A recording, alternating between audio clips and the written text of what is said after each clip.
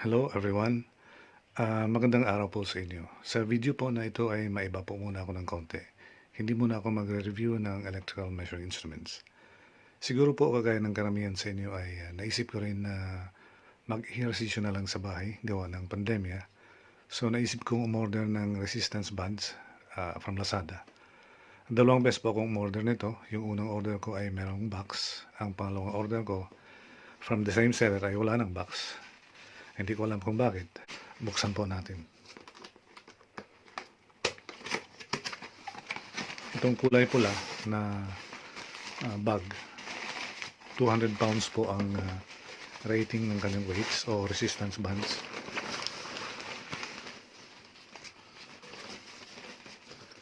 At ang kulay blue naman na yan ay 150 pounds. Ito po yung kanyang door anchor. Merong dalawang leg straps na naka-velcro for leg exercises. Ito yung kanyang workout guide. Maliit lang. Halos hindi mo makikita yung mga positions nito. Kailangan ko pang gumamit ng reading glass rito. 5 piraso po ang kasama niyang elastic bands. Isang 20 pounds, 50 pounds, 40 pounds, 60 pounds, and 30 pounds for a total of 200 pounds. Inassemble ko na po yung tatlo rito dahil ginamit ko na. Bawat isang band po ay may kasamang carabiner sa bawat dulo. Mukhang maayos naman itong mga carabiners niya. Maganda yung tension ng spring. At yung kanyang handles ay malambot. Mayroon pong malambot na foam, hawakan. Maganda po yung length ng kanyang handle. Sa dulo ng kanyang handle ay mayroong isang D-ring. So dito natin isasabit yung mga carabiner sa D-ring. Madali lang po siyang tanggalin at ibalik. Tingnan naman po natin itong laman ng 150 pounds set. Makikita po ninyo yung style ng kanyang bag ay parang knapsack. Papasok mo siya rito at para isara, hahatakin mo itong dalawang tali. Parang siyang knapsack.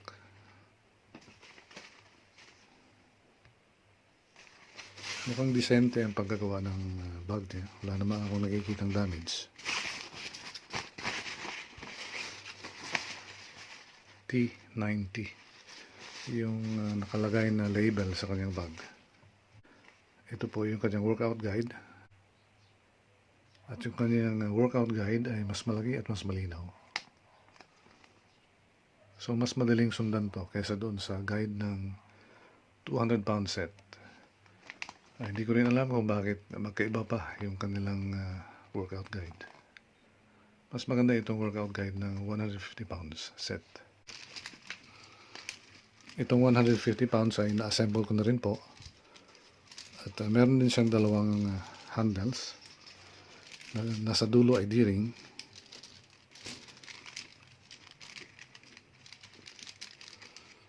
Ang weights po nito ay isang 50 pounds, 40 pounds, 30 pounds, 10 pounds, and 20 pounds for a total of 150 pounds. Kagaya ng 200 pounds ay maganda rin po yung quality ng carabiners niya at madaling ikabit.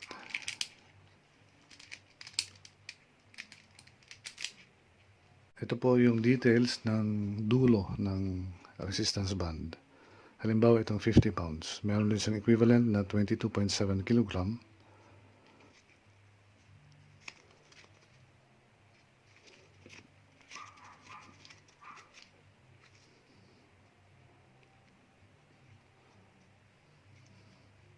Mukhang maganda naman yung pagkagawa nito. Pati yung kanyang tahi at stitching.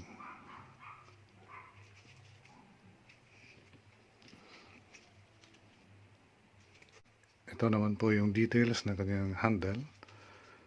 Meron siyang foam sa mismong hawakan mismo, plastic tube, at saka nylon na strap. Merong D-ring sa dulo. At ito yung detail ng kanyang stitching.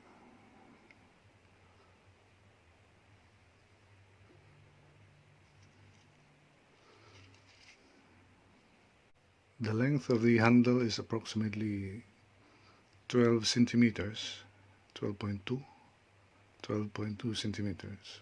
At sakto lang sa aking kamay ang kanyang handle.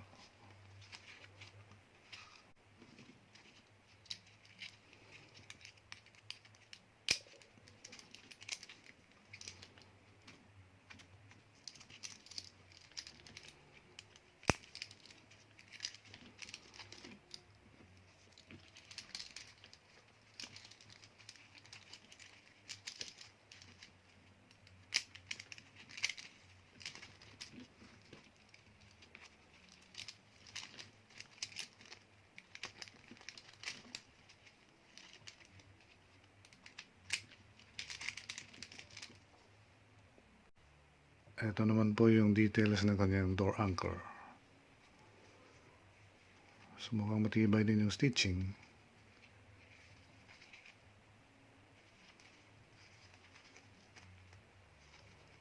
Mayroon siyang plastic sa gitna at foam na nakaharap sa plastic tube. Ito yung kanyang strap.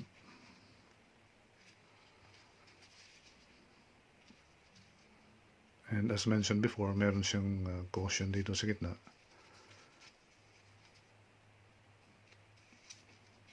Dito sa portion na to, sinasabit yung resistance bands.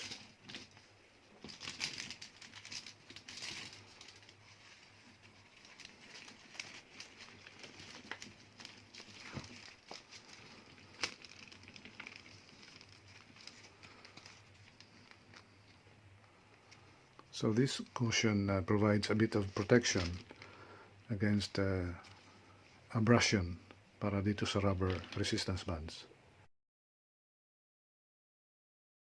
Bago ko po nabili itong resistance bands nito sa Lazada last week, meron po akong lumang resistance bands na nagamit ko na for about more than 6 months.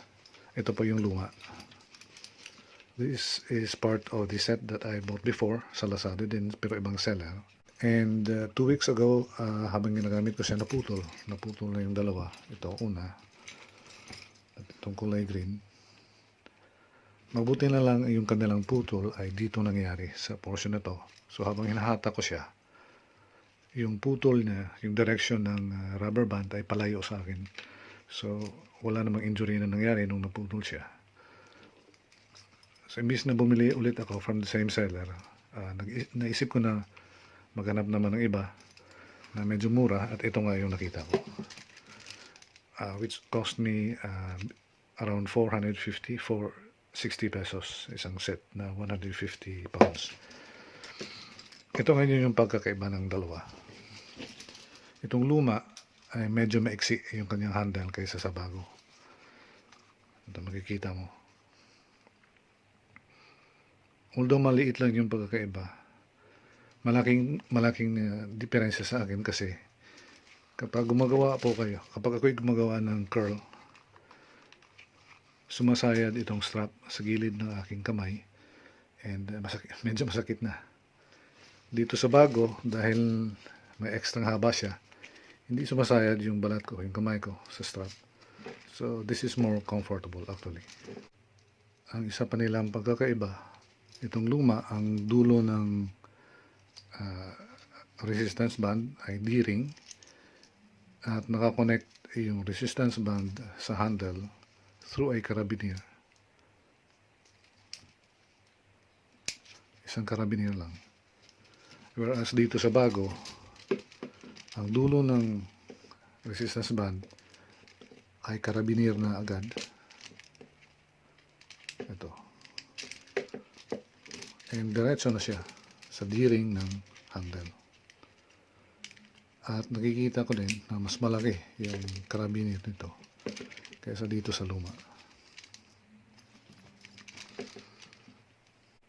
Itong luma po na naputol, this is 25 pounds. Just to compare dito sa bago na 20 pounds. Right. Luma na 25 pounds at bago na 20 pounds. Tingnan natin yung kapal nila. Makikita dito sa video na mas makapal itong 20 pounds nitong bago kong resistance band kaysa dito sa 25 pounds ng luma ko na resistance band na naputol. Now, that being said, hindi ko naman sinisiraan itong nagbenta nitong luma kong resistance band kasi for more than 6 months ko rin siya nagagamit. Naputol lang siya after that much time of usage. So, medyo sulit na din. But I think it's time to retire na rin ito. Maging spare ko na lang. At itong bago ko na lang nabiling resistance bands magiging main exercise band ko sa bahay. I'm just being realistic given the fact na this is a rubber equipment and using this during your exercise, dahil nai-stress itong rubber, maaring maputol siya. There is always a risk of injury sakaling maputol siya. So, you use this at your own risk. Ang maisishare ko lang is talagang gagamitin ko siya. And in order to minimize the risk of injury due to malfunction, ito po ang aking isa-suggest based on several months of usage of resistance bands. Unang-una, bago po inyo gamitin yung resistance bands, every time or before you use it, i-inspect po muna natin yung resistance bands for any kind of damage. Kung may sira siya, kung may mga tama siya, itong kanyang mga strap, i-inspect din natin yung stitching, sakaling natastas na or napunit. Itong mga connections niya, tingnan din natin kung may mga sira na o tama, ay huwag na natin gamitin. Ganun din po yung kanyang handle. Tingnan din natin yung strap kung natastas na yung tahi. May mga sira. Pati na rin yung kung may mga crack itong handle. And I think especially itong door anchor. Kasi once na halimbawa, hinahatak mo itong resistance bands and naputol itong door anchor, ang direction ng resistance bands ay babalik sa iyo. So there is a real risk of injury sa gumagamit kung sakaling maputol itong strap ng door anchor on any part. Habang hinihila mo siya, kung naputol ito o natanggal ito sa door, natanggal ito sa pintuan, babalik lahat sila sa iyo habang hinahatak mo siya. So, although my first impression of these resistance bands is that they seem to be made of good materials and good workmanship, always practice caution when using resistance bands. Yun lang po muna guys, and have a safe and enjoyable exercise. Mag-iingat po kayo.